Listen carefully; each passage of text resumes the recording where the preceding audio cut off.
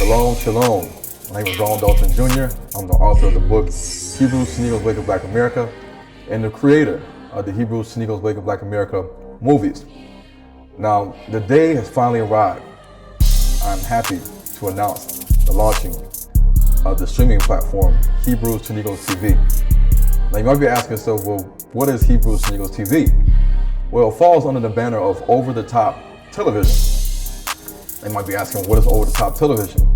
Well, over-the-top television is any type of TV, media, or film that can be seen by users over the internet without having users happen to subscribe to your typical cable television or satellite TV. Now, when you look at the current ways that we stream movies today with over-the-top television, you have either a subscription video on demand, such as Netflix. You have video on demand, such as Vudu and Redbox. And you also have ad video on demand, AVOD, which is typically YouTube and somewhat Amazon. Now, Hebrews to Negroes TV is going to function in all three manners, with ads, subscription, also video.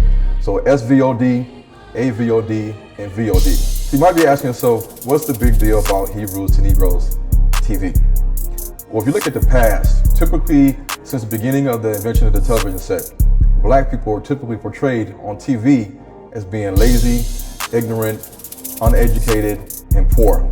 When you look at TV today, you see that blacks are still typically played in roles such as beggars, thieves, slaves, prisoners, gangbangers, those that commit acts of violence against each other, such as physical acts of violence or verbal acts of violence, and also those that have achieved success only to be brought down by their own personal problems or demons. Black culture and history, whether we're looking at it from America, the United Kingdom, Europe, from the Caribbean, from South America, to Africa, to India, to the Pacific Islands, is often portrayed in a way that does not shed a positive light. George Orwell, the author of the book 1984, he quoted, "He who controls the past controls the future." If you look at the question of how we've been taught in the world today, a lot of what we do and behave is based on what we see. So in terms of how we've been taught, falls along the lines of TV, music, or media, or the mass media. So what have our people been taught today in TV, music, and film? Well, if you look at the trends of the past and the present, you see a lot of stuff that we see has to do with coonery, buffoonery, movies about slavery, movies about civil rights, and movies that typically show the breaking of all the commandments: lying, cheating, stealing, murder, disrespecting your parents, adultery, immorality, and also things that have to do with simple, empty entertainment. So today is a new day in the beginning of a place where we can go to get the type of content that upholds the standard of truth and righteousness, bringing edification, education, and empowerment to our people. I myself know the roadblocks and barriers that are out there in the mass media does not allow narratives of truth to be promoted to people of color. I am confident that people will see Hebrews to Negroes TV as a breath of fresh air and a much needed break from the typical way that we receive content today in the media via movies, film, cable TV, and streaming. So just like our competitors and all the different streaming channels out there, our content can be watched with a simple click of a button using branded apps like Roku, Amazon Fire, iOS, Android TV, and Apple TV. But wait a minute, there's more. Because we know that there's content creators out there that are ready to share the material on a platform like this, we made it our mission to create a website called h2nstudios.com so that content creators can be able to share their material to people of the world to view. And this means musicians, this means filmmakers, those who do documentaries and shorts, life coaches, health experts, those that do vlogging, and other types of genres of media. This way, everybody benefits and wins, our content creators and our viewers. In the world today, we often look at the mass media as a tool for the destruction of our people. In the current time that we are living in today, it is imperative that we reverse this destruction by bringing our own content and media to the people. This is an exciting time. And we want all of those who support our mission to subscribe to Hebrews to Negroes TV and to also tell others as well. Details on how to subscribe and where content creators can go to submit their application will be listed in the description below. Remember, if we stand united as one, nothing is impossible for us to achieve. And if Yah be for us, who could be against us? Shalom.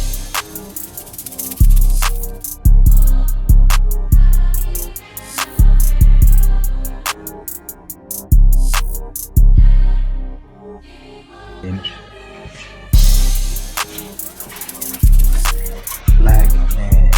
Looks like you got dreads.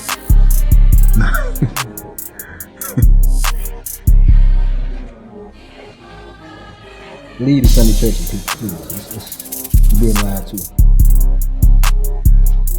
Study to show yourself approved. Revelations what? 1 and 14? Revelations 1, 14 and 15. Leave white Jesus alone.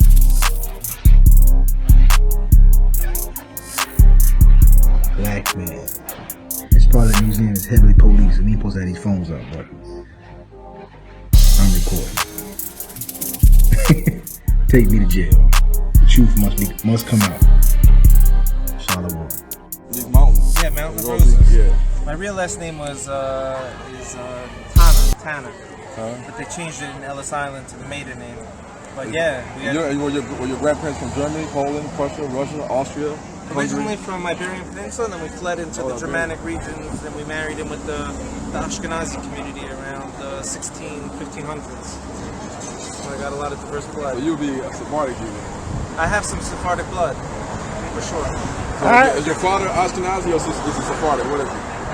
We would be considered Ashkenazi, because even though the Sephardim that married the Ashkenazi families, they merged in and became Ashkenazi. So my customs would be referred to as Ashkenazi customs. But for all practical differences, there's almost no difference between the customs of the Babylonian, the Mediterranean, the Iraqi, all of these communities basically practicing the same law. Minor nuances, you know? If I pronounce a letter this way, he pronounced a letter that way. So when you gonna come on the show, the Spiritual combat, baby. Hey, y'all can only run so long. It's going down. Nah, I'm just kidding. I'm just kidding. He's ducking and diving us. He's ducking. I did feel like you was giving me the rope a dope, man. You like this on the ropes, man. I hear you. Hey, and you did. You were a man of your word with that. I give you that. But at the end of the day is... and I know you're heading back to Israel, what, Tuesday, right? Tuesday, yeah. Okay. See, and Monday's my travel day. I'm driving back to Jacksonville. I'm trying to take over the government of Israel, you know? Okay. All right. When you take it over, you give it back to us, we're going to be good. He need to come on the show, too. Listen, you know what? Our group, we're non... Like, let's say you are potentially right that you have connected your people. Potentially, we are right. What are you talking about? Let's say you are potentially right that you have connected your people. Potentially, we are right. What are you talking about? Let's just put it on the table. That you've connected your people to the people of Israel. That's a truth. But then you take that truth and you package it with your own truths of now what to do about it, or who is or who isn't. So you're taking some truth and then you're mixing your own personal opinions into it. So I'm always interested in saying, hey, we could assume or trace back your family clans to the people of Israel. That's one truth. But now, to move to the second level, we got a lot to talk about. Now what? Or who is or who isn't? Or what was the code of Israel? That's still up for debate. Well, like I said, that's why we should start having that dialogue, get all that cleared up. Y'all, you start coming on the show. All right, man. Yeah. You online all the time. So we need to do also show on who are the Sephardic Jews and the Ashkenazi Jews. Sure, listen. There's a lot of attention on us in Africa, or the people in Africa and the Negro. So let's turn attention to who are the Ashkenazi Sephardic Jews. I got one main question. You guys say y'all from Judah and Benjamin Levi, right? Oh, 1,000%. Yeah. So you say wait. You say that you're from the tribe of Judah, right? For sure. And you can trace your lineage back to King Solomon, King David? Without missing a generation. How? Wow. We What kept records? records. Firstly, you had Where the records at? we kept records. Firstly, you had Where the records at? you had what was called the Exilarch in the Babylonian. I know, where the records at? Are they written in modern Hebrew or ancient Hebrew? What are they written in? Written in Aramaic and ancient Hebrew, not in the letters. We have the earliest document we have is, let's say, from the year 900 or something. Because before that, everything was oral. There was nothing written down. So you saved records all the way dating back to 1100 BC, 1000 BC. No. That's 3,000 years. No, 900 now. That was the earliest writings we have from the family lineages. Let's say the year 900, 1000 now. Because prior to that, it was all oral. But then how do you know you're from the lineage of King Solomon, King David? We pass down the family tree. So if I say I come from an ancestor from 1,000 years ago, let's say his name is Rashi, Rabbi Yitzchak, right? He lived in a certain region in Europe, and he said, okay, this is my ancestor, and here's my ancestor. And I'll tell you one thing, right now, our oral tradition is like the blockchain, right? Because if someone wrote down something 1,000 years ago that the world didn't agree with, the Jewish world, it would get burnt. 1,000 years ago that the world didn't agree with, the Jewish world, it would get burnt. Wrote down something 1,000 years ago that the world didn't agree with, the Jewish world, it would get burnt. They would say, no, my family didn't say this. So it was a communal passing on of tradition. And that was how we know what the law was. When it says in the Torah, put a mezuzah on your doorpost, what is a mezuzah? It doesn't explain it. So how do we understand that? We pass that information on. So part of that passing on, we included which families were Davidic, which families were converts, which family, all of that. So, okay, was King Solomon a black man, or was he a white man? Part of this transmission says for sure they weren't white. Part of this transmission says for sure they weren't white. Okay, so what color were they? What color were they?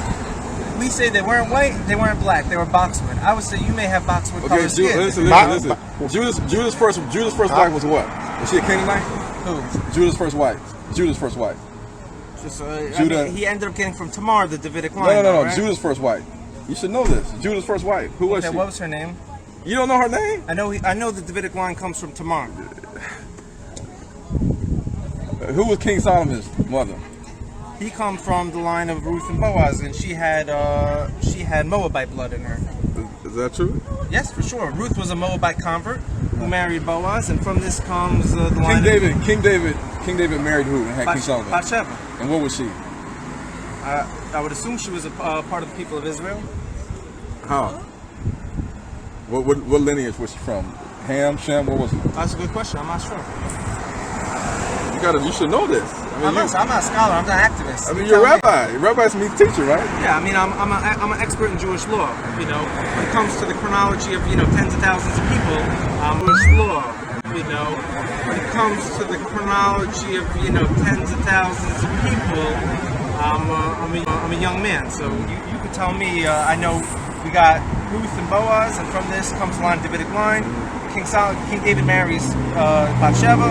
From this comes King Solomon. So now we know that the scriptures defines King David as a ruddy, right individual, Adom, which is some type of reddish.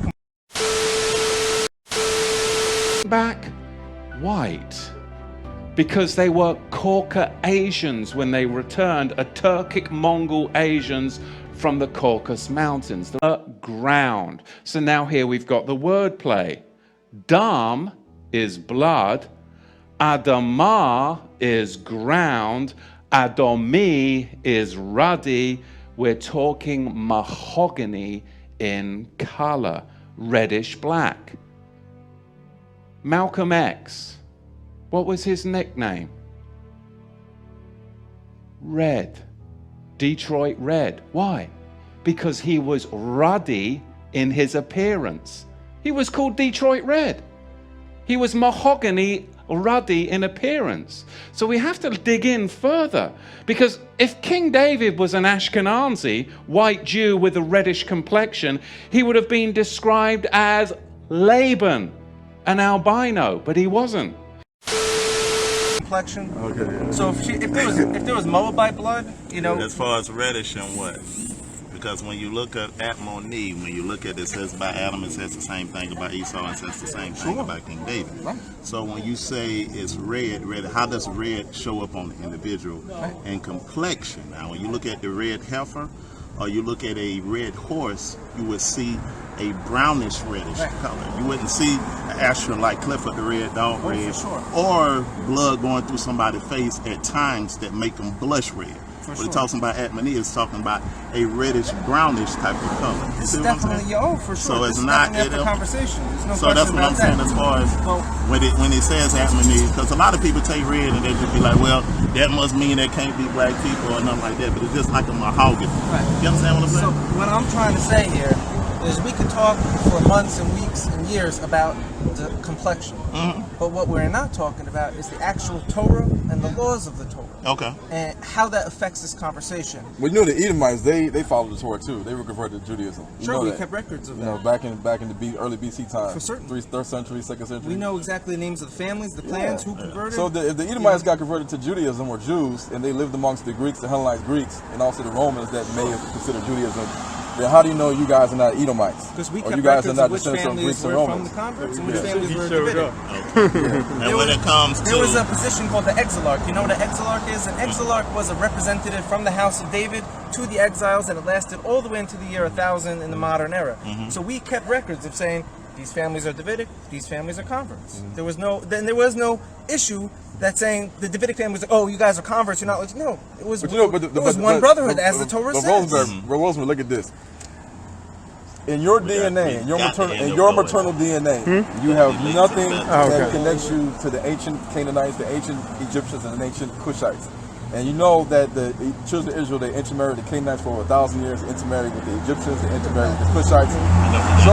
So the thing is, if you're Hey Will, I see you on there, man. Tell your boy Amari Stoudemire he need to come on the Spiritual Combat Show, man. In Europe, that means that your ancestral bloodline comes from Central Asia, the same place that Yiddish comes from, because it's a Turkish, Slavic, and Germanic language that's mixed in with Hebrew that you learned from Hebrew school.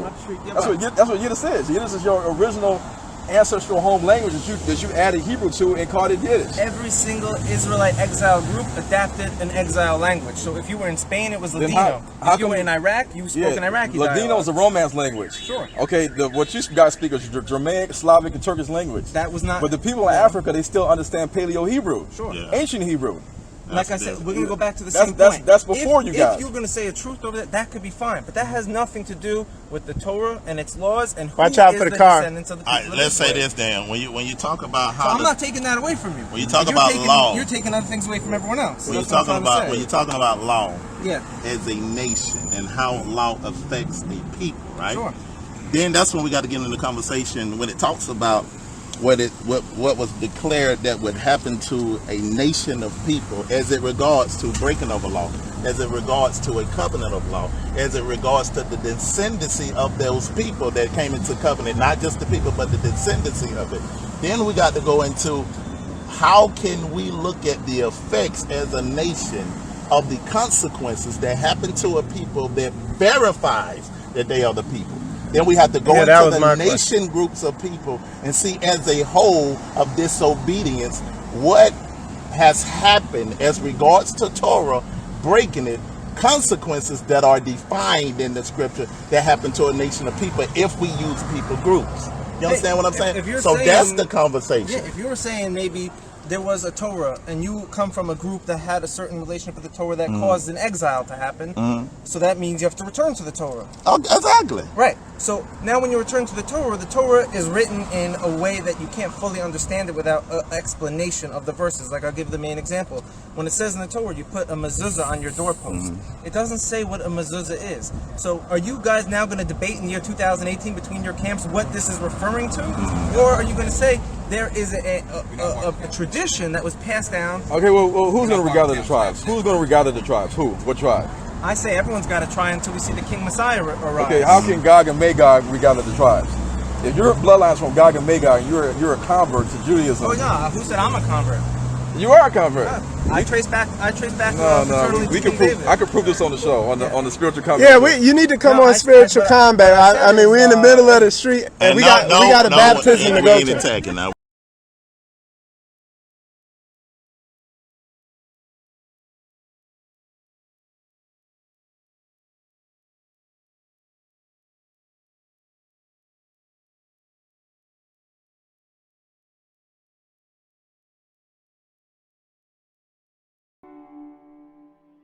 Shabbat Shalom, everybody. It's good to be back from Sukkot.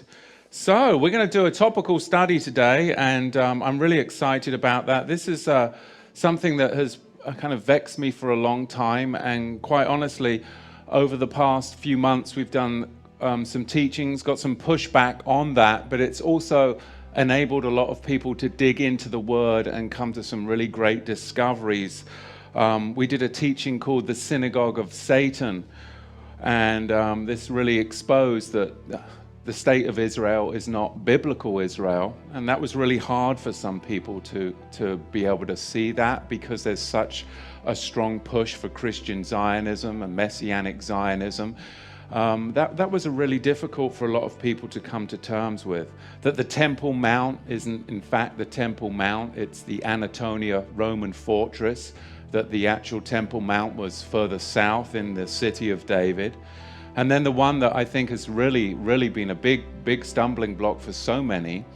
And the reason that I bring this up now is because we are in a religious political time where I just am seeing so much coming to light that as we speak forth the truth, there is pushback, but it needs to come forth in this time when these globalists are really pulling the strings, and so many people are blinded to the scriptures, blinded to historical truth, and they're led by their heartstrings, but it's not actually fact. One of those things, again, that people have been led for so many years is thinking that the Ashkenazi are in fact descendants of Shem. And we've discovered that the Ashkenazi are in fact the synagogue of Satan. They're the descendants of Japheth.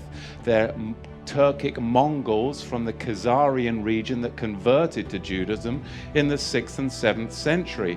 These are the things that we've discovered over the past few months. Those teachings came across in exposing the rotting stick of Israel and the synagogue of Satan that are in our archives.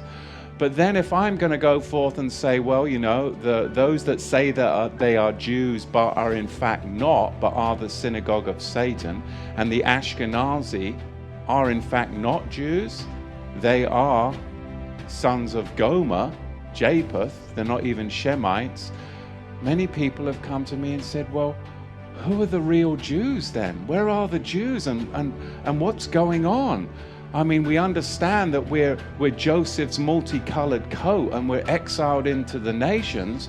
But if Yahweh is gathering the whole house of Israel, all 12 tribes, and the stranger that wants to graft in and join, then where are the tribes and what's going on? So I think it's really important to address this subject because, as I said, 92% of the people that say that they are Jews today are in fact Ashkenazi, sons of Gomer, so thereby are the synagogue of Satan, they who say they are Jews and are not. So who are the real Jews? That's the question that has been posed to me many times over the past months. And there's really two answers to that question. And I'm going to be thorough today because I need to be thorough, because when you speak about this, it's going to upset a lot of people. So we're going to have to take our time in the scripture. So bear with me. Two answers to that question. One, I already addressed in the rotting stick of false restoration and the synagogue of Satan teaching.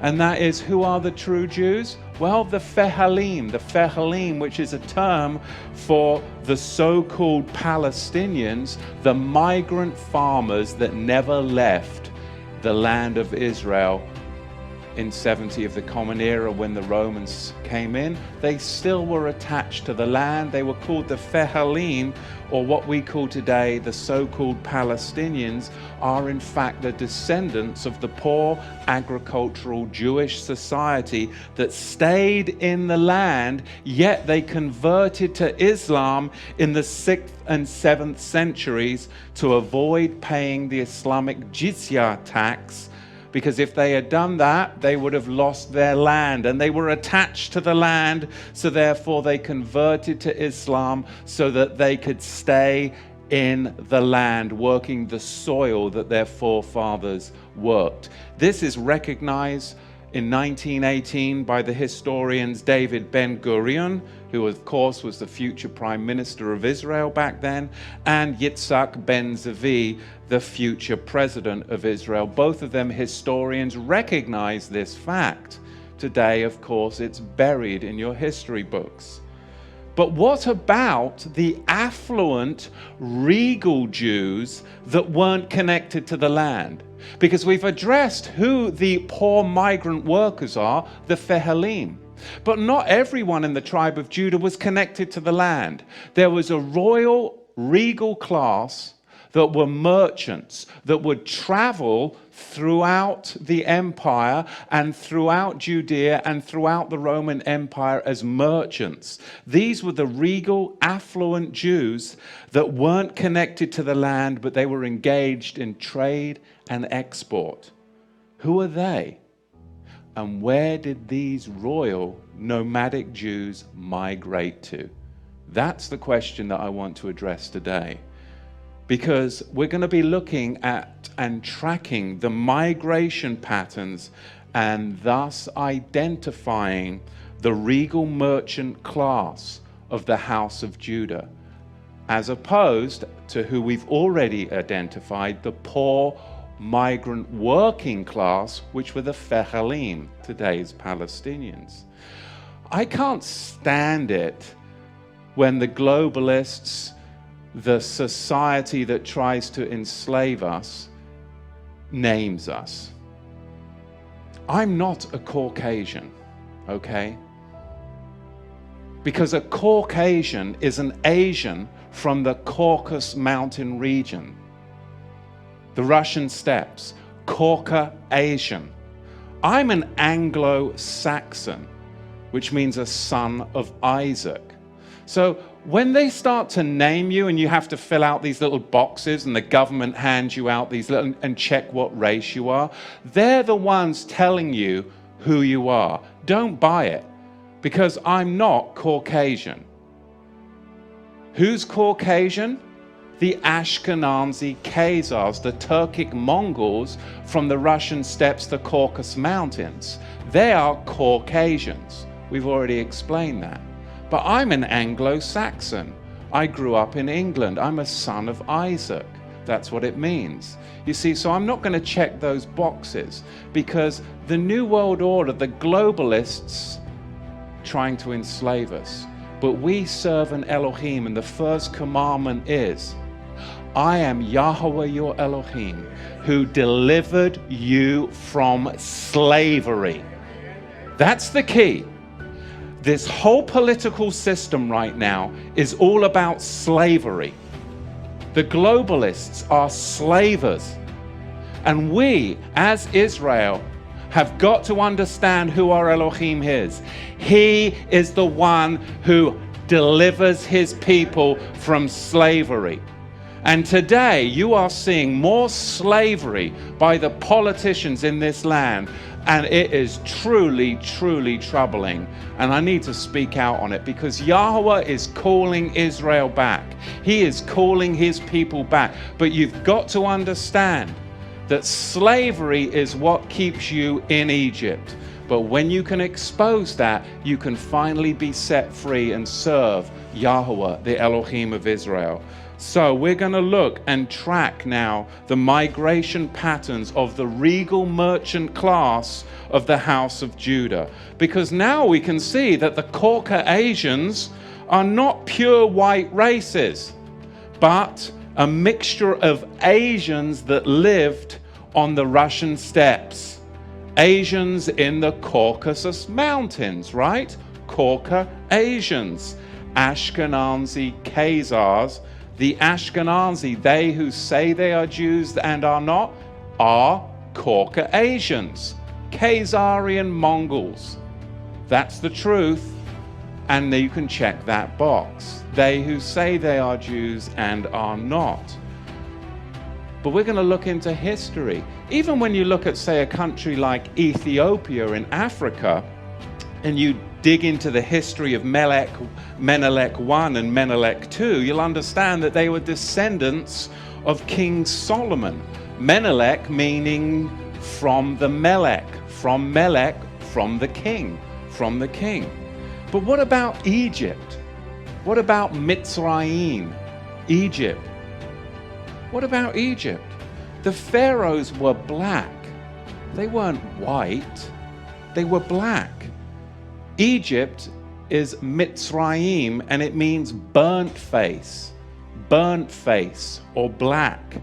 The ancients referred to their country as Kemet, which has been written in a variety of ways, Kemet, Kemit, Kem, Al-Kem, and it literally means the black land, or the land of the blacks, Mitzrayim.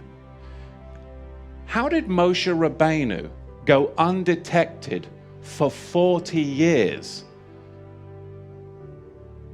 if he was a Caucasian in the land of the black faces? How did he go undetected for 40 years? How did Joseph's brothers not recognize him in the land of the black faces if he was a white man? Can you tell me that? Noah called his son Ham, in the Hebrew, Cham, Chet Mem Sofit, and it means hot. Kemet and Cham are the same words in the Hebrew, which represented the coloring of the people of Mitzrayim, Egypt. What happens if something stays hot for a long time? It burns and turns black, right? So you start to look at the scriptures and you start to see that we serve an Elohim that delivers people from slavery. And then I get sick and tired of what's been going on in the run-up to these elections. And coming from England, where I see things so different in this country because I come from outside and come into it. And I see all the fermentation, and it really troubles me. But the scripture and historical truth is what will set us free. But democracy is designed to enslave you. It was invented by the Greeks, and we understand from the scriptures who was sold to the Greeks. Joel speaks about that. In Exodus chapter 2, Shemot chapter 2, verse 19, Moshe was described as a Mitzri, which means a blackface, from the land of the blacks. They didn't say that he was a Mitzri Laban, a Mitzri Laban. What was Laban? Remember Laban? He was an albino. He was white, an albino. And you can see that in Africa today. There are albinos. But he would have been described, if he was white, as a Mitzri Laban. But he wasn't. Which would have meant he was an albino African, but he wasn't. Just like Yaakov's uncle was an albino. You see, the ancient Egyptians were a Kemetic people. They were black. In 1965, the former president of Egypt, Gamal Abdel Nasser, said he couldn't respect the present Jews in Israel because they left Israel black and they came back white, because they were Caucasians when they returned, a Turkic Mongol Asians from the Caucasus Mountains, the Russian steppes. Song of Solomon, chapter 1, verse 5. I am black but comely, O ye daughters of Jerusalem, as the tents of Kedar, as the curtains of Solomon. I am black. The Hebrew word there is shachar ha-anya. It literally translates to, I am dark-skinned. Strong's number, and I don't use Strong's numbers very often, but there's gonna be pushback. Strong's number 7838, shachar, from Strong's number 7835, dusky. So the word shachar means dusky. And if you look in the concise Oxford English Dictionary in the 10th edition, dusky means darkish in color, euphemistic of a person black and dark-skinned. And in the Old English Dictionary, it says tending to blackness. Song of Solomon's 5, verse 11. His head is as the most pure gold, meaning it's royal, it's regal. He's kingly. He's wearing a crown. His locks are curly and as black as raven. King Solomon, Melech Shlomo, was black. And only blacks have locks, not Caucasians, no matter what Rapunzel or what was the other one, Goldilocks would say, right? Look at Bathsheba in the Hebrew.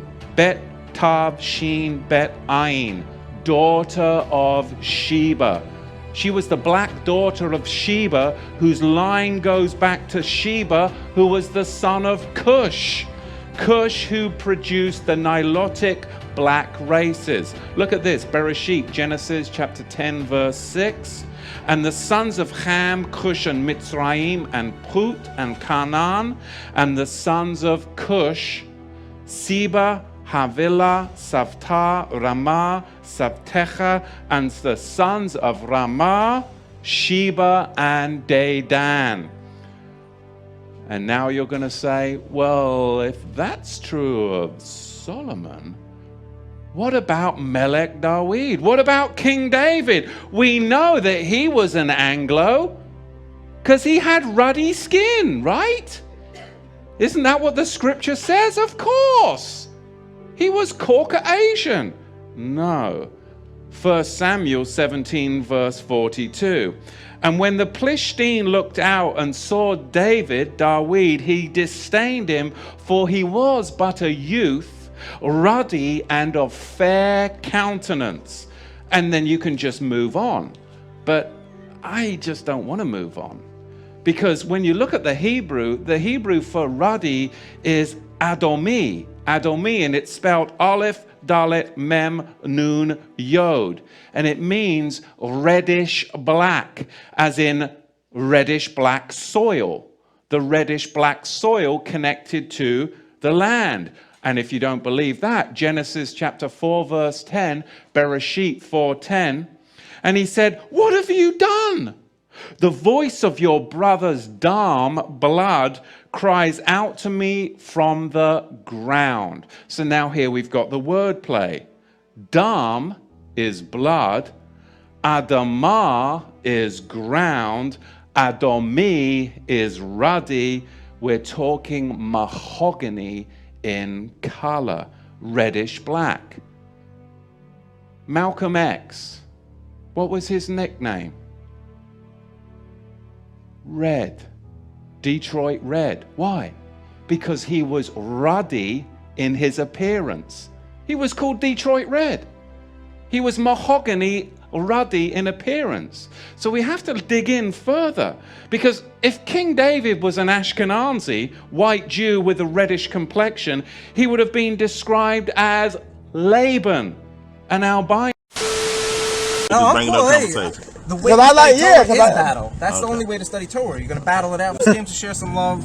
That's it. We appreciate you coming out. And I want to say this to you, Yeah. that a lot of us, when we come to the truth, you've been a tool used by Yah. I really believe that you've been a tool used by with Yah the video. to help us wake us up. Hey, So We I use think highlights Phil from some of your Roboto- videos. I'm in where an you- Uber in Manhattan and I got an African-American driver. I say to him, hey, do you know that the largest tribe in Africa that self-identifies being from the children of Israel, the Igbo tribe, 40 million people, made up about 20-something% of the transatlantic slave trade? Does that mean anything to you? Yeah, but you saying your As an you saying your videos they claim to be. I said self-identify. No, you say with the right word would be Ask Michael self-identified. Brown show. You said they claim to be Israelites. I should have said self-identify. That would be the better. Well, why don't you just say they are the Israelites? Who am I? I'm just a young guy from New York City. Hey, I got one question. Hey, Harry, I got one I can question speak though. on my head. You could tell me I claim. You know? Do you think the curses are what identify us, the people, as? It's a big mistake to just say I am an Israelite and only the Israelites could be because of the curses. Because then you're saying everyone left back in Africa can't be part of this whole thing. They fit the curses too. They didn't get brought here on slave ships. So you could say maybe these curses could identify Well, with a remnant of the people of Israel. When you say it's exclusive, let me you say leave this Africa about the out. slave ships now. A lot of things with the slave ships now, people use But the main thing is not slave ships. The main thing is you'll be led into captivity into every nation, whether it be by ship, by horse. So we don't hop on just, now a lot of us do hop on the ship, but we don't hop on just the ships because we were scattered there through all types of means. So this is colonialism. So this is the thing that we're saying. We don't just use, because as we grow and you get around balanced Hebrews, not just the camps, because we're not camps. And I'm that's not what saying, everybody. There's some good camps out there. I'm not we're not saying camps, but when you look at balanced Hebrews, we don't just use all the curses. We use migration patterns. We use archaeological findings in order to realize who we are, and we use traditions of oral traditions and also customs that we find in Israel, not in Israel, but in Africa, that's not indigenous to the people that's there to prove who we are. So no, we just don't use prophecy, which is prophecy is, I believe, is more sure. We use archaeological findings, we use migration patterns, and we use the customs of the people, because there's no way we're going to be able to tell those people that it's been in their traditions, their customs, that where they got it from, and they are saying that they are from Israel. We're going to look at the people and say they ain't. I'm here to support that. I'm not saying that you do, but I'm saying a lot of people do, that they look at those people and just look at them and say, well, now y'all ain't no people because what? A white explorer didn't identify and say that y'all are. That's a problem. So this is why we do research, and Ron Dalton do research, Joshua McCullough do research, to make relationships with those tribes to gain credence over our people over here that's in America that won't believe us. Sure. So we go get the people, the natives there, to show their traditions, to show their lights, and even get to the point of DNA that we're tracing as our DNA traced back to those people. Not just the Igbo, but it's a lot of tribes in Africa that we can show from their miles of their oral tradition themselves, saying how they traveled down and got there. A lot of times we just hop on the Igbo, just hopped on the Limba, but it's a lot more tribes that is in their oral traditions that they didn't originate there, and they tell you orally how they got there and have the follow-up customs that prove who they are, that they are today. Now you do have some merge in different other cultures that they submerge into. I just ride with the Igbo and the Limba because they're the only ones coming out saying we are. Now do you believe your people line up with the curses? I mean, my ancestors were certainly raped and couldn't own land and were slaves. Can you come to the YMCA? We got to baptize some people, or we can hook up later. Yeah, come on, Spiritual Combat. I appreciate you coming out, Harry. The Gentiles, you know what I'm saying? The Gentiles, okay. We gotta love the Gentiles, except the Gentiles if you follow Torah. Listen, and the Messiah. I'm gonna stop. I'll leave you guys alone when I see you say, here's the Torah, here's its laws, and here's how we understand it as a nation, as a people. Until then, we got a lot of work, and I'm not saying that you're off, but it's all young. It's young. We just need to talk. That's why. Let's do it. Come on the show, man. Guys, you got Skype. All right, brother. Yeah. I'm gonna see you on Spiritual Combat show. Yeah, you guys are good guys. And I like the way everybody talks and keeps their head. That's imperative. A lie cannot live forever. We're gonna prove it. That's right. I say the same thing back at you then. Let's do it. Hey, man. My man Harry, man. And you have a good... We'll try to get you. We'll try to set something. I don't think it's gonna happen, but you. I go back to Israel this week. I'll be a little more settled. Hey Harry, Josh wants to say something to you. We got brother Josh. Yeah, Josh is hiding back there. I'm from Anderson, South Carolina, man. You look exactly like the farmers do in South Carolina. It's interesting that a lot of those farmers were actually slave owners who actually descended from Jewish. Trying to tell them. That's pretty fascinating, you know. You know what? If I was a slave, God forbid, I would want to be owned by a righteous Jew. Not that that makes sense or politically correct. But if a Jew is a Torah-keeping individual, then his slave would have an excellent life. Wait a minute. And if his slave had a bad life, that guy's a wicked man. So talk about the Jewish. Let's take this up. Talk about the Jewish Newport of World Slave Commerce. Y'all had all these. Don't say y'all. We had a few families. You're Jewish. Yeah. I didn't get any kickdown from that money they made. I didn't get. But yeah, for sure, the Jews in Portugal. And they had slave ships. They had slave ships. They insured the ships. They were running a lot of the show. So how can you guys go into bondage and you're the ones putting the people in bondage? You say you people. I'm talking about maybe 20, 30 families who today have no relevance. Maybe their kids married off. They got assimilated. I don't get any kickdowns from that. So don't say the Jewish people. You could say 20 families. You could say, hey, I got this Jewish family who they own this. I say, yo, hit them up for some money. But you know, Rabbi, from them. at the bottom line of it, your biological tissue, your maternal DNA, all goes back to Europe. You're no different than any European. Well, we've been your maternal DNA. We've been in Spain since almost the time of King Solomon. It's not connected to anywhere in Africa or the Middle East or Northeast. Actually we're into this whole thing. So we're going to draw the line there. But the way I look at it is religion shouldn't even have to do with this. If you think there's evil in the world, like these war machines and these, conspiracies with the money, I'm down with you on some of these conspiracies. We as humans should be conspiring together of how to take what conspiracies about the money? Well, who controls the money of this world? Who controls the money of this world? Who controls the mass media? Who controls the money? You already said this in New Jersey. Yeah, but you're not saying it wrong. Hey, no. Wait. Rabbi Rosenberg. Let him Go ahead. He wants to say it's the Jews. I want to say it's certain families that came from Jews who put their allegiance towards something that has nothing to do with the Torah, and we can consider these families to be wicked families who deserve the punishment for doing evil crimes against humanity. If you can come back to me and say, like, yo, this rabbi, he wrote this down, I know this year, he wasn't legit because, and if you say because and it makes sense to me, I'll hear you out. But you're just like, you're skipping over a whole entire chunk of reality over here. Let's clear things up. We could have a part wait. Let's clear things up. Wait, let me clear things up, Mike. We don't have a problem with Gentiles. We don't have a problem with people that convert to the Bible, the Old Testament and New Testament. Of course, I'm Messianic. So, but we don't care if you're from India or from Asia or from the Middle East or if you're an Ashkenazi Jew. If you want to accept the Creator and accept the Son, Yeshua HaMashiach as your Savior and Messiah, we don't care. We have conferences and assemblies where all races are welcome. The Bible says we're supposed to accept the foreigner and the stranger, and as long as he follows the laws of the Torah and he can celebrate the feast days, he's considered just like if he was a natural born Israelite. But the one thing that has to be clear is that we have to teach who are the real Israelites, who are the true biblical descendants of the Israelites through bloodline, not conversion, because we know that a lot of people converted to Judaism. A lot of people converted to Judaism, even the Edomites. And let me just say this. Rabbi Harry, before you say something, John, Flavius Joseph, whatever you want to call it. So he wrote down himself, and you guys love his works. You guys stand by his works. He said basically about the Edomite occupation of Judea at the time, around 100, 200 BC, before Herod the Great. He said that this country is also called Judea, and the people Jews. And this name is given also to as many as embrace their religion, Judaism, though of other nations. But then upon what foundation so good a governor as Hyrcanus took upon himself to compel these Idumeans or Edomites either to become Jews or to leave their country, because the Nabataeans and the Arabs below them was causing them trouble.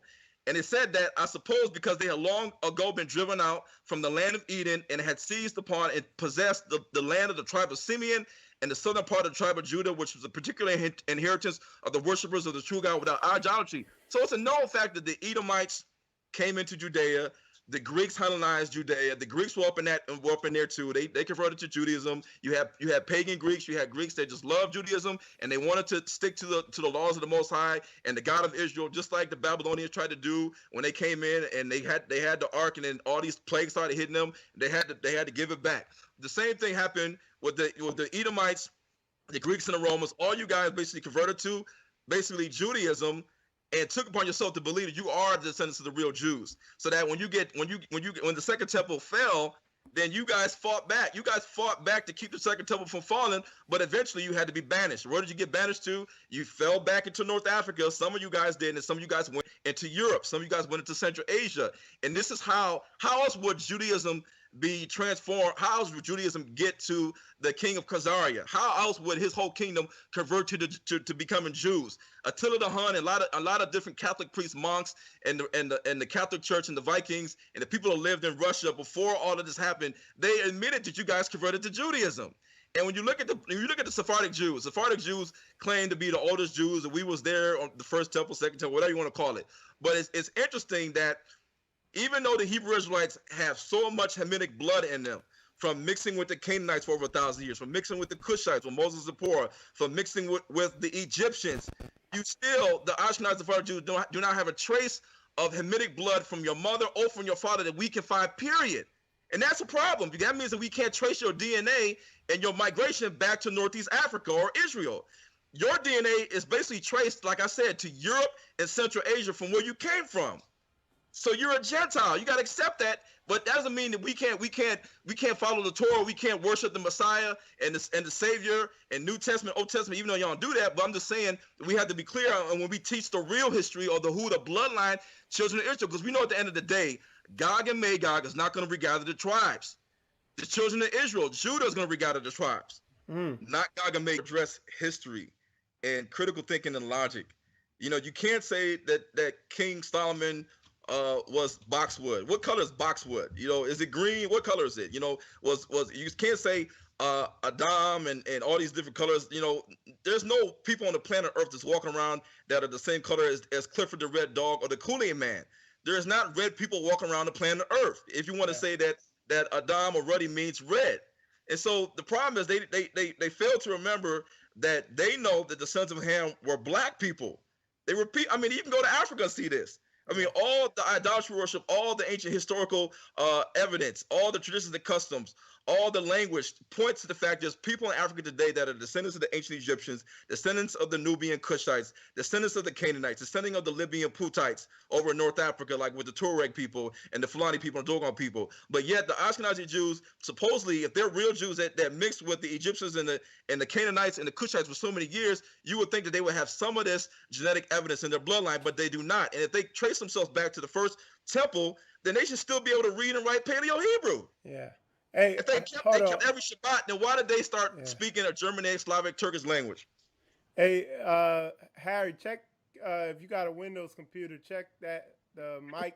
Oh, wait, I heard you a little bit. Hear me now? There you go. Okay. Okay, and my ear things are a little battery. Listen, I just want to say, quickly, talking about, like, if I want to be a Gentile, I could join his religion, But, like, listen, the whole Stockholm Syndrome thing, the people of Spain, they were stretched across spikes and tortured so they could worship to the cross in this Latin doctrine called the New Testament. So that's where I draw the line. I'm not interested in, we suffered for thousands of years to the sword of Christianity. So we're not about to be like, all right, actually we're into this whole thing. So we're going to draw the line there. But the way I look at it is religion shouldn't even have to do with this. If you think there's evil in the world, like these war machines and these, conspiracies with the money, I'm down with you on some of these conspiracies. We as humans should be conspiring together of how to take what conspiracies about the money? Well, who controls the money of this world? Who controls the money of this world? Who controls the mass media? Who controls the money? You already said this in New Jersey. Yeah, you're not saying it wrong. Well, hey, no. Wait. Rabbi Rosenberg. Let him Go ahead. He wants to say it's the Jews. I want to say it's certain families that came from Jews who put their allegiance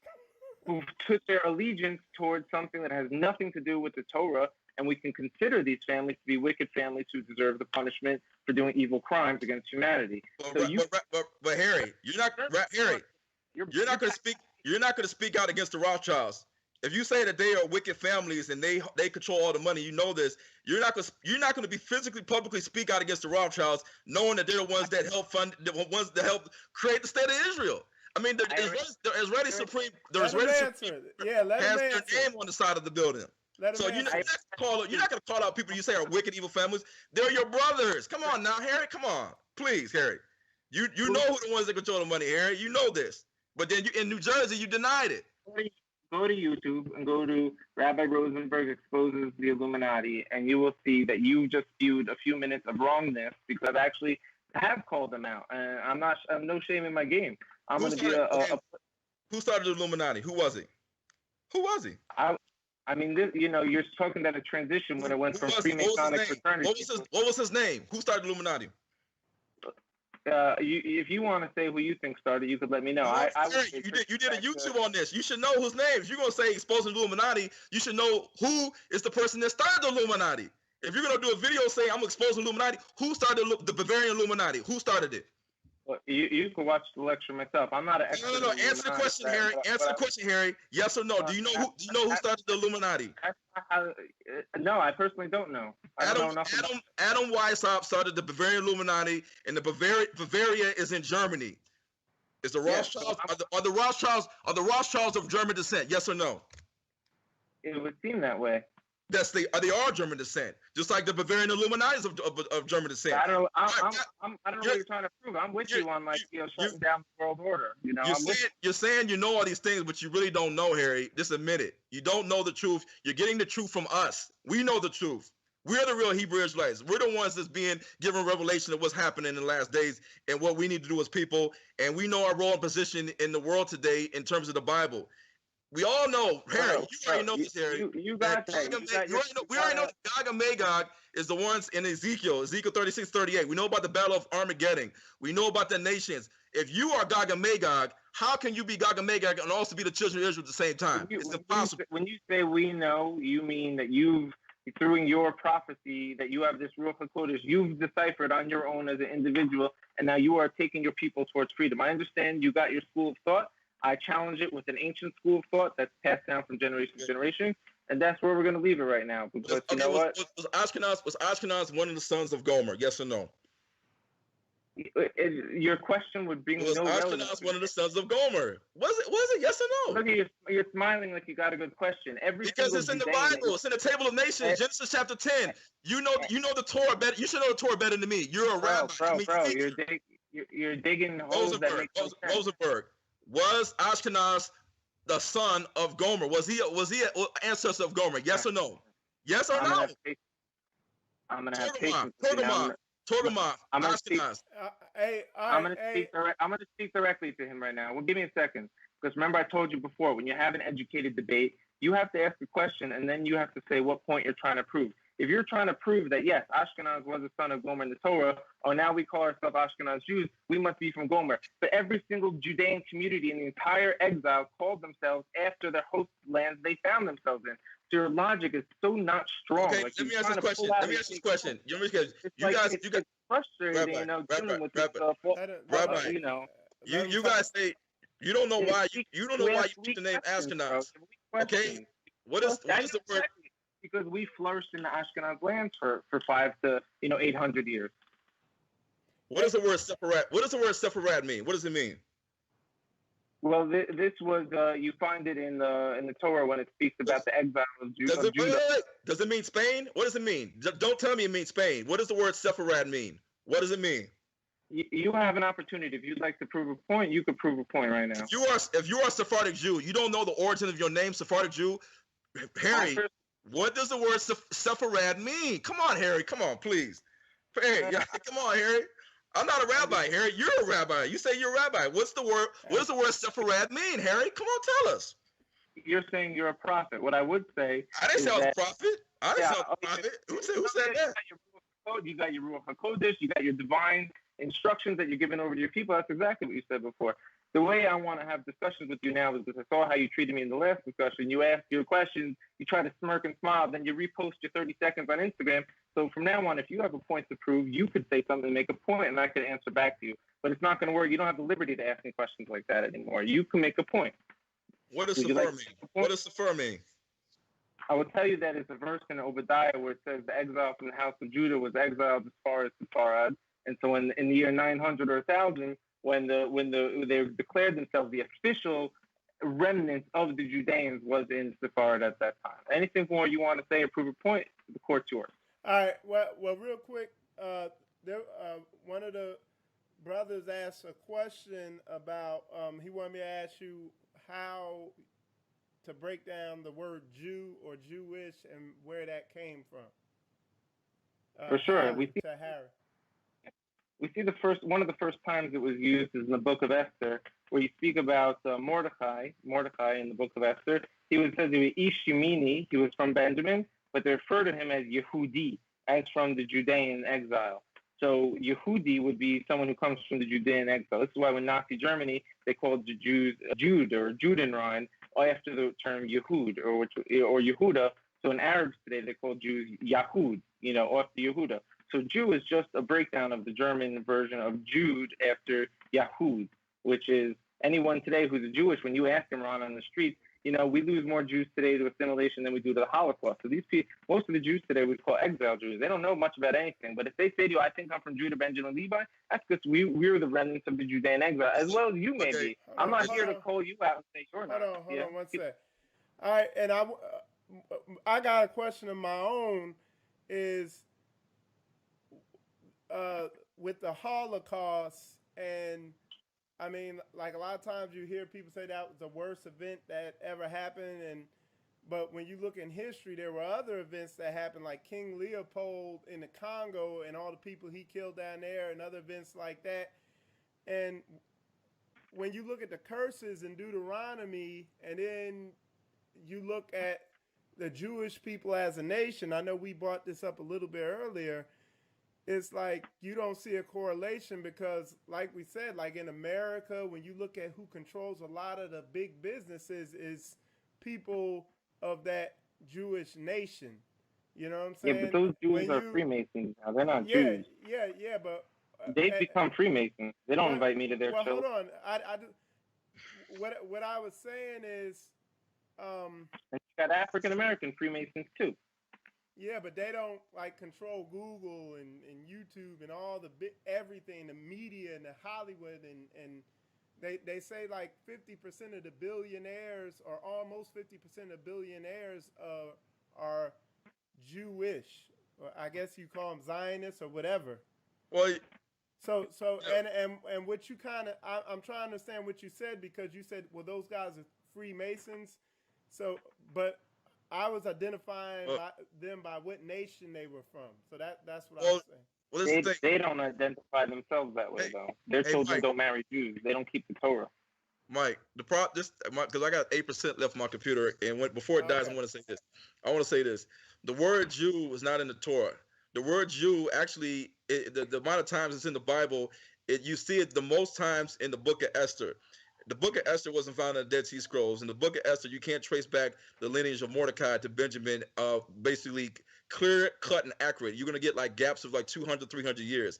So the Persian Jews live by the book of Esther to justify that they're the Jews, basically. And the whole Purim is something that the Most High did not say. That he didn't say, oh, we got 3 feasts you need to follow. Oh, we're gonna add a fourth one named Purim. He didn't do that. But anyway. It's interesting that in 2003 that Israel had the second highest rate of skin cancer in the world. The skin cancer rates for Jewish people are higher if you were born in Israel than if you left Europe and came into Israel. What that means is that the people in Israel today are not the original people of that land. If you look at Egypt, Israel, Saudi Arabia, it's hot. It has the same heat index as in Nigeria. The people in Nigeria are black. The ancient Egyptians were black. The ancient children of Ishmael were black, brown-skinned people, because their mother was Hagar the Egyptian. So you look at the Levant people, you see the Canaanites dwelled in the land of Canaan before the Israelites did. And the Canaanites were the sons of Ham. And Ham means hot. Kam means hot. So basically, when you look at the people in that land, the people were people of color. The Ashkenazi Jews, the Sephardic Jews, the reason why they're getting skin cancer because the land is rejecting them because they are not the original people. They come from an area where the sunlight is less, and this is a known fact that most of the Caucasian white people live up north in Europe. And so it's no surprise that the white Arabs that we see today came from the same part of Central Asia, Turkmenistan, Kazakhstan, Uzbekistan, all these areas as any other person that's claiming to be Jewish or Christian or Arabic, because you just basically convert to whatever you want. And then you're gonna say, oh, we're Chaldeans, oh, we're Jews, oh, we're Arabic people. But in reality, Islam started with the black Arabs. Judaism, or the ancient Torah, started with the black Hebrew Israelites. The Catholic Church, Christianity, that's just a bootleg of what Christ and the Hebrew Israelites already had, and they corrupted it with a lot of paganism in it. And so you have people today that are controlling the Catholic Church, the Islam with the Saudis, and also Talmudic Judaism, that are all basically light-skinned, white-skinned people that are not the original people of the land. They know this, but they cover up the history because they don't want you to know the truth. They don't want you to know the truth of where these people come from, and the real children of Israel are scattered to the four corners, and they lost their heritage. Even though they lost their heritage, they still are practicing the Hebrew traditions and customs as if they never lost it, but they don't know because this is their way of life. And a lot of them still know how to understand and read Hebrew and ancient Hebrew. If you check out the Igbos language, it has Hebrew in it and Egyptian in it. The same thing with the Awe tribe. If you go over to the Wolof Serer tribe, it's the same thing. You go to the Congolese people, the Bakongo is Hebrew in their language. You go to the Xhosas, it's Hebrew in their language. You go to Buganda people, it's Hebrew in their language. You go to Kikuyu, it's Hebrew in their language. And the highest clan calls himself the Haburu. So, I mean, it's evident that the real Hebrews are black. This is a rabbi is living in a fantasy world. He's trying to hold on to the fact that he is a descendant of King Solomon, King David, when he's not. You're a convert. It's okay to be a convert in the Gentile. It's okay. But you got to follow Messiah, Yeshua HaMashiach. No, but we will accept you. We will accept you. We don't have no hate against you. You can come to the conference. You didn't come to the conference. You came to us when we were about to baptize. That, Harry, I mean, we love to have you on the show anytime you want to talk about these things. But at the end of the day, Harry, you're a rabbi, you're a teacher, but you don't really know what you're talking about, Harry. Now listen, if you wanted me to be a convert and join your man-made religion, I'm not interested in the Ruach HaKodesh shit that you're bringing to the religion we follow. We don't follow man-made religion. No, you're looking at text Latin and Greek and English. You're reading some English words. You're coming up with ideas, and you're making edicts for your people, and you're jumping right over the Torah. Listen, we could leave it there for now. I understand your computer's dead. I got humble respect for you guys as trying to arouse your community towards self-empowerment, which I think is great either way. For the future of America, and look forward to the next dialogue. And listen, I'll say it again: if the world's in a crazy state, if you wake up your community and make them a proud, educated, one nation that functions together as one people, you could take the whole world by storm. And I'd be there to support it because I want a good freedom future for humanity. So God bless you guys, and let's do our homework, and we'll see you back at the battle court. Some people had. I had one more question for you. I wanted you to clarify. You, Harry, you were saying basically, when I said the people who control Hollywood and everything like that, you were saying, well, they're Masons. So what did you mean by that? I mean, but aren't they of the same nation as you? No, because if you look at their grandchildren, they're not going to even be considered Jewish anymore. These aren't individuals who make sure their kids marry Jewish. They don't have Jewish weddings. They don't keep Jewish laws. They're not observing the Sabbath. So the people who control Hollywood today, likely their grandparents were religious practicing people of the Torah, and these individuals have gone into a world of evil. They're not passing it on to their children. The children are not going to know or care. Their children have Christmas trees in their house for all I know. Okay, well. There's no future in these families. It's called parade. They're cut off. Something else I wanted to ask was for the Holocaust. Somebody brought up a good point of like a lot of those Nazis and stuff like that who did those atrocities. The Jewish people got justice because even today you hear about them hunting them down, even today, and dealing with them. And what I was saying is that really doesn't line up with the curses you see in Deuteronomy because it's like it said they wouldn't get justice. So what do you think of that? I mean, this is like you have to be a history buff. You have to look at the history of the Judean presence in Europe. Even in the Arabic lands for the past 2,000 years, there was rapings and murders and pogroms literally every 50 to 70 years where Jews were being tortured, raped, killed for literally 2,000 years. So for someone to say just like, hey, this is not like a peeing match of who suffered more, me or you, and then like we're the egos who gets to decide prophecy based on who wins this intellectual battle, who suffered more. Like we are. You think you are it wasn't that I was doing that. It just said the curses are a sign of who are the people of the book. That's one of the identifying marks. And the people that are the real Israelites are going to the curses. You can't have. You can't build a third temple with a Levitical priesthood that ain't real Levites. That temple is a sham. So, but when you look at the Levitical, when you ask Harry Rozenberg, Harry, are there any black Levites or Cohenites? Yes or no? I would say there probably were.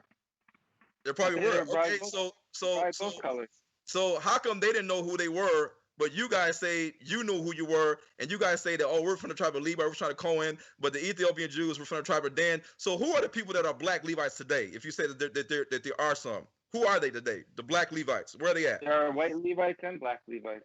Where are the black Levites at? Where are they at? Some of them are in Jerusalem. Some of them are in Portugal. Some of them are in. What black Levites are in Jerusalem? Which ones? Tell me who. What black Negro-looking Israel Levites are in Jerusalem? Who? Yeah, they're out there. Who? The Ethiopian Jews are from Dan. So who are you talking about? The African Hebrew Israelites in Demona? You're welcome to come pray for me. Who are they, Harry? But yet you got people in Africa that have pictures of the breastplate of judgment, walking around the breastplate of judgment. They got aprons and they got all types of things showing that they know about the 12 tribes of Israel. They carry on their chest the 12 stones arranged in 4 rows. But you're saying that you're saying, oh, they're in Jerusalem. You don't even know. You don't know who they are.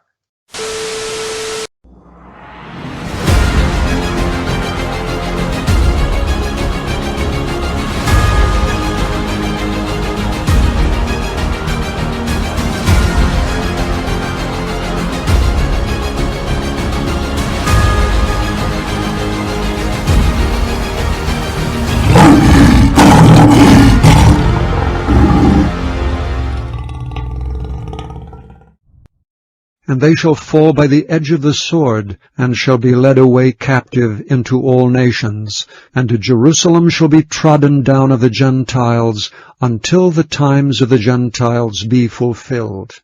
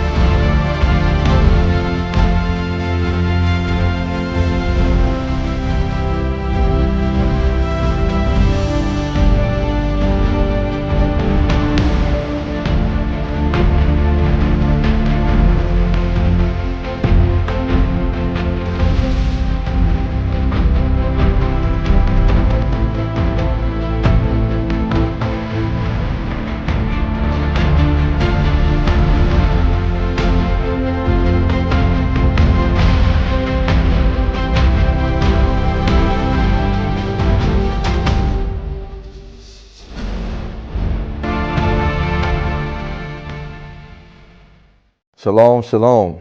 My name is Dalton Jr. I'm the author of the book, Hebrews to Negroes Wake Up Black America, and the creator of the Hebrews to Negroes Wake Up Black America movies.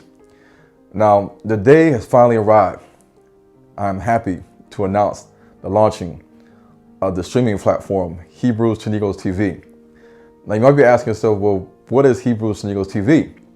Well, it falls under the banner of over-the-top television. They might be asking, what is over-the-top television? Well, over-the-top television is any type of TV, media, or film that could be seen by users over the internet without having users having to subscribe to your typical cable television or satellite TV.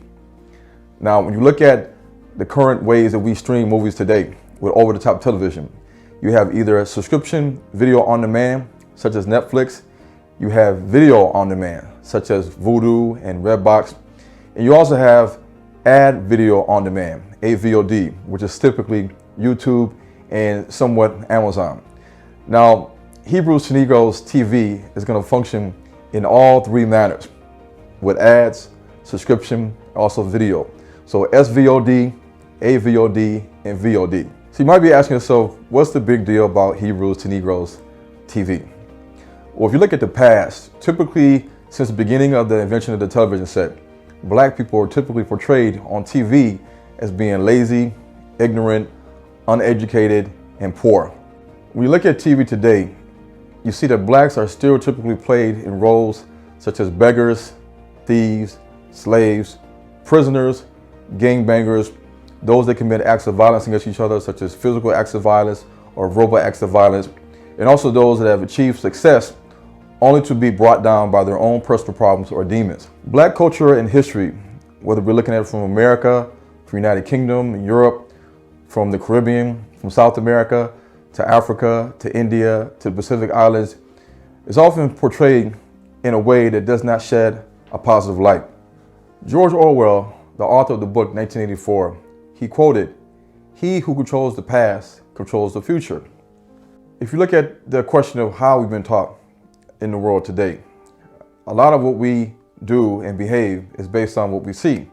So in terms of how we've been taught, falls along the lines of TV, music, or media, or the mass media. So what have our people been taught today in TV, music, and film? Well, if you look at the trends of the past and the present, you'll see a lot of stuff that we see has to do with coonery, buffoonery, movies about slavery, movies about civil rights, and movies that typically show the breaking of all the commandments: lying, cheating, stealing, murder, disrespecting your parents, adultery, immorality, and also things that have to do with simple, empty entertainment. So today is a new day in the beginning of a place where we can go to get the type of content that upholds the standard of truth and righteousness, bringing edification, education, and empowerment to our people. I myself know the roadblocks and barriers that are out there in the mass media that does not allow narratives of truth to be promoted to people of color. I am confident that people will see Hebrews Studios TV as a breath of fresh air and a much needed break from the typical way that we receive content today in the media via movies, film, cable TV, and streaming. So just like our competitors and all the different streaming channels out there, our content can be watched with the simple click of a button using branded apps like Roku, Amazon Fire, iOS, Android TV, and Apple TV. But wait a minute, there's more. Because we know that there's content creators out there that are ready to share the material on a platform like this, we made it our mission to create a website called h2nstudios.com so that content creators can be able to share their material to people of the world to view. And this means musicians, this means filmmakers, those who do documentaries and shorts, life coaches, health experts, those that do vlogging, and other types of genres of media. This way, everybody benefits and wins, our content creators and our viewers. In the world today, we often look at the mass media as a tool for the destruction of our people. In the current time that we are living in today, it is imperative that we reverse this destruction by bringing our own content and media to the people. This is an exciting time. We want all of those who support our mission to subscribe to Hebrews Studios TV and to also tell others as well. Details on how to subscribe and where content creators can go to submit their application will be listed in the description below. Remember, if we stand united as one, nothing is impossible for us to achieve. And if Yah be for us, who could be against us? Shalom.